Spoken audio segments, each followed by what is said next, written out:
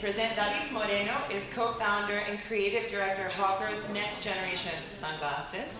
Will join us for a fireside chat on how to disrupt the sunglasses industry, moderated by Luis Prieto, business development and digital strategy for Nonstop People España, a TV channel launched by Movistar with programming designed for audiences between 14 and 40 years old. And since we are quite a large audience, I'd love to hear a very warm round of applause. So please. Welcome.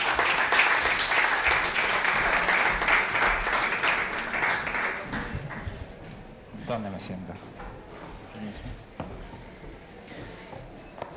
Well, it's a great pleasure to be here, guys, and David, let's have fun. Let's have fun, yes. Yeah, I'm gonna be... So let's say it's been a long time since I don't speak English, so let's see what we Okay, can do. likewise. Yeah. So maybe we can switch to... Okay. Let's go. Okay. Buenos So, días, sí, everybody. buenos días.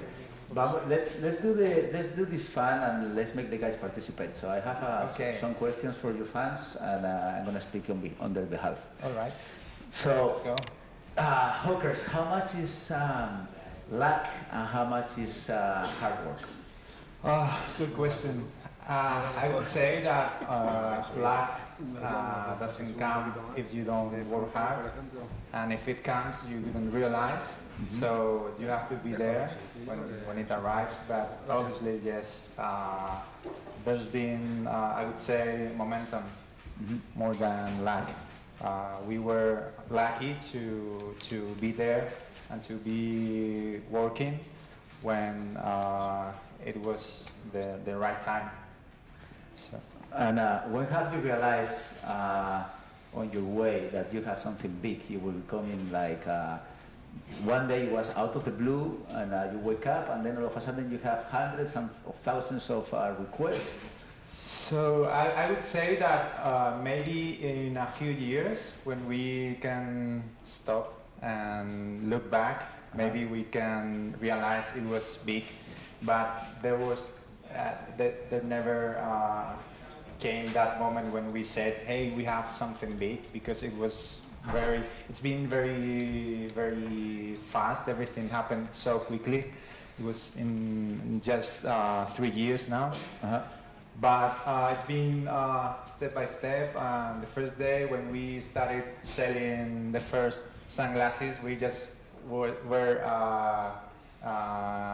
eager to know if the next day there would come more sales. Uh-huh. And that happened the next day, and then we said, imagine that it can be running for more than 1 month. It would be amazing if there's people enough to buy, because we didn't have experience in this field. So we didn't know, it was like magic. Every day we opened our e-commerce. Uh-huh. Well, it never closed. It never closed. Actually. Yeah. And every day we had more and more people coming, and we were wondering when it would stop, and thanks someone, it never stopped. So it was learning on the fly and yes. getting to know your customer. I have to ask you, there are a couple of, I'm curious because there are a couple of urban legends out there about the secret of your success. Yeah. And if I have to ask you, okay. It is true that you have managed to figure it out, Facebook algorithm? Oh, not that much. I wouldn't say we figured out the algorithm. These guys, they know the secret. We found out that there were some back doors and some tricks that we could manage, and that way we were very honest, and we told them. And so Mark Zuckerberg himself, he called us. No way. Yes, and he said, yeah. One day my phone said probably Mark Zuckerberg. Yeah, I didn't have his number. It was just a number from Palo Alto, from Menlo Park. Yes, and then High Stick. Yes. Yeah. And so hello, Mark. Hello, Mark, and how are you? I said no. The truth is, he didn't call. It was someone from Facebook. They told us. But we said, and in the first moments when we were doing our first Facebook ads, we said, how do we contact people from Facebook? And I said, hey, Messenger. So we have to use Messenger. Someone has to be there waiting for us to contact him. And then, yes, we were there in Menlo Park, I think is the place. Yeah. And we were talking to their engineers and explaining how we were doing, because they were experts in what they made. They did all the programming and stuff. Mm-hmm. But we were doing thousands of ads every day, so we knew how to do it better than they did. So we had to be like this with hundreds of their best engineers, and we told them, hey guys, you did a good job so far, Yeah.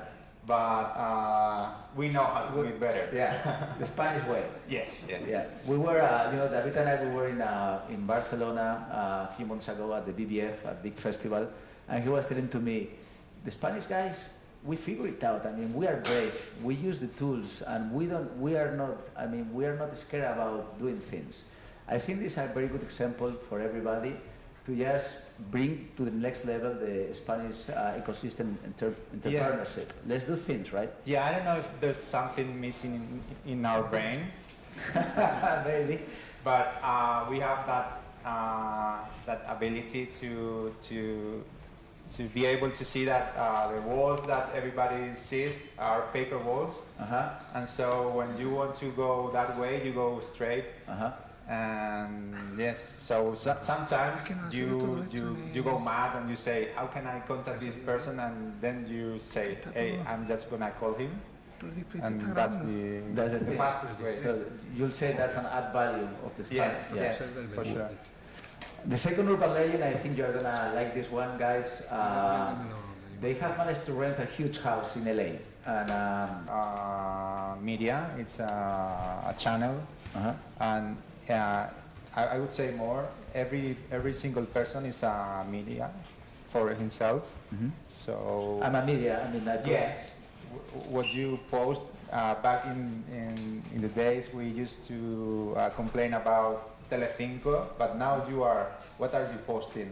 I mean, you are on Netflix.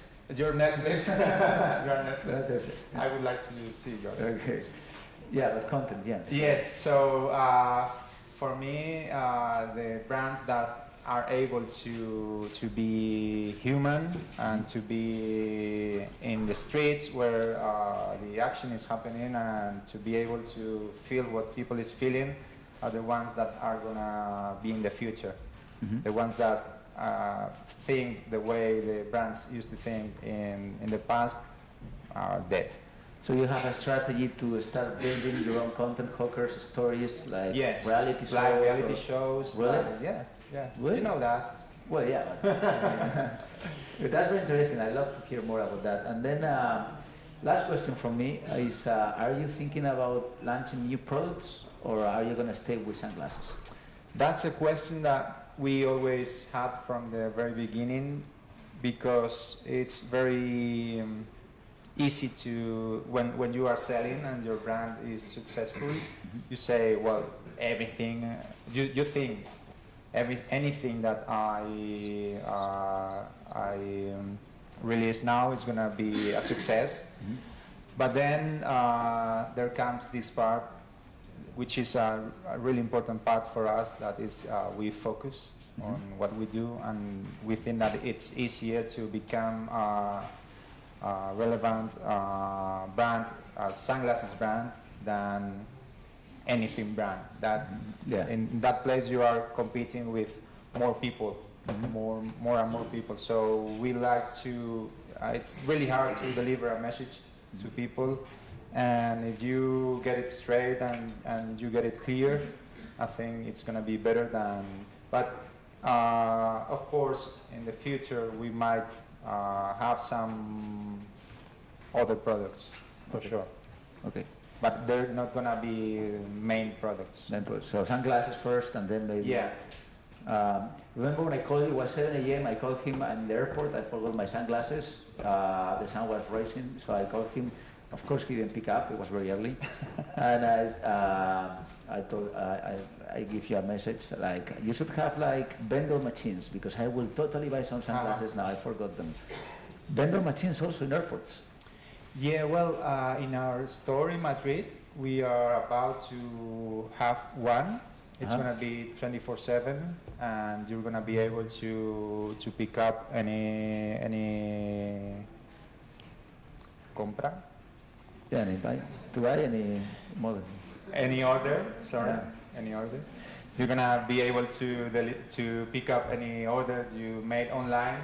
Uh-huh. 24 hours a day, and we're even thinking about crazy ways to get to people. Nice. You'll see. I'll be a customer for sure. So guys, David Moreno. Hola. Hello. In English or Spanish? In English. Let's continue in English.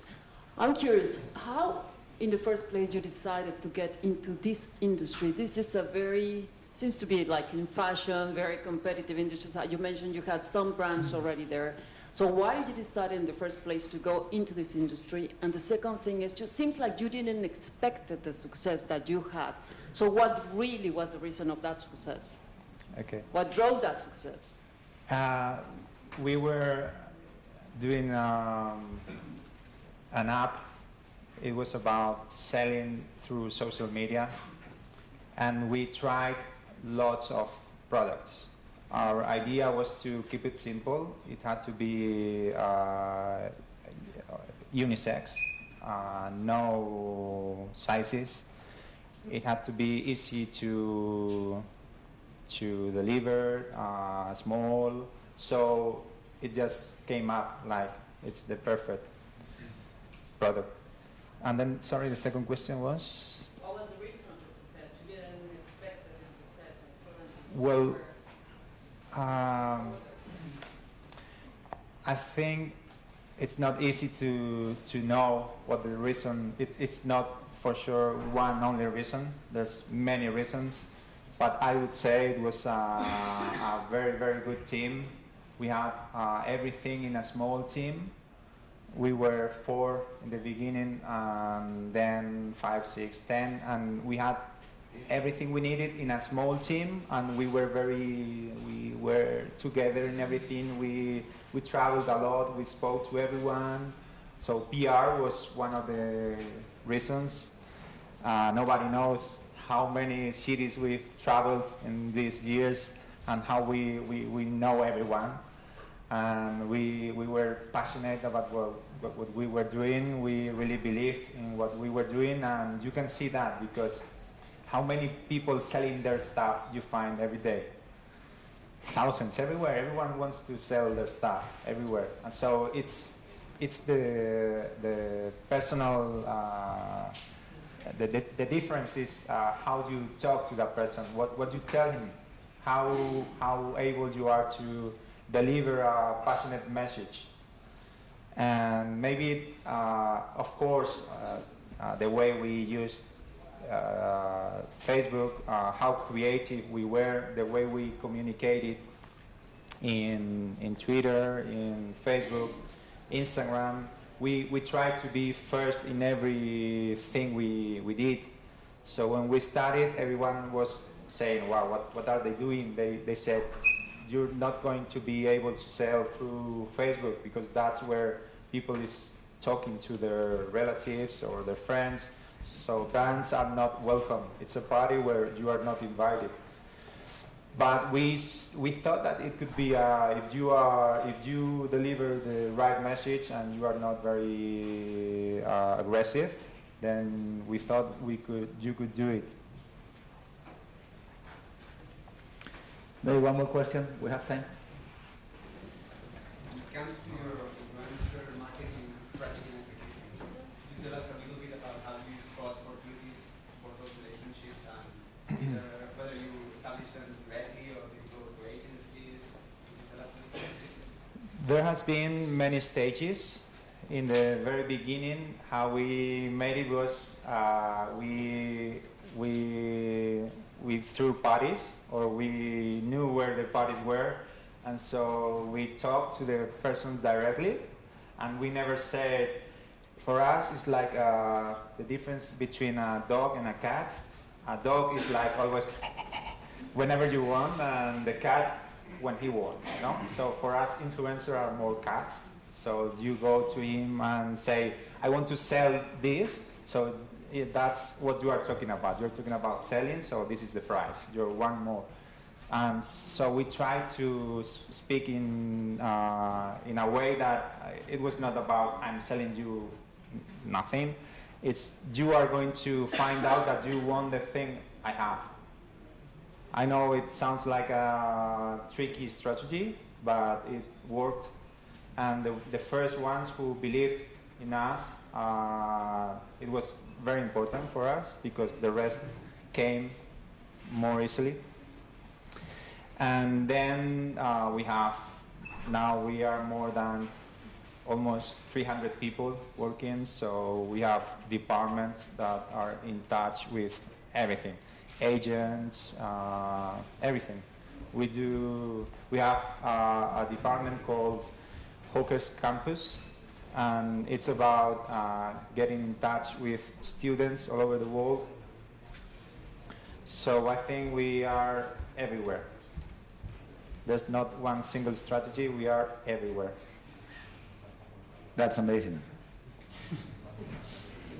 Unfortunately, we don't have any more time for questions because we have a very tight schedule, but we encourage you to meet both Luis and David in the networking spaces, and we thank you so much for your entertaining session. Really appreciate it. Thank you very much.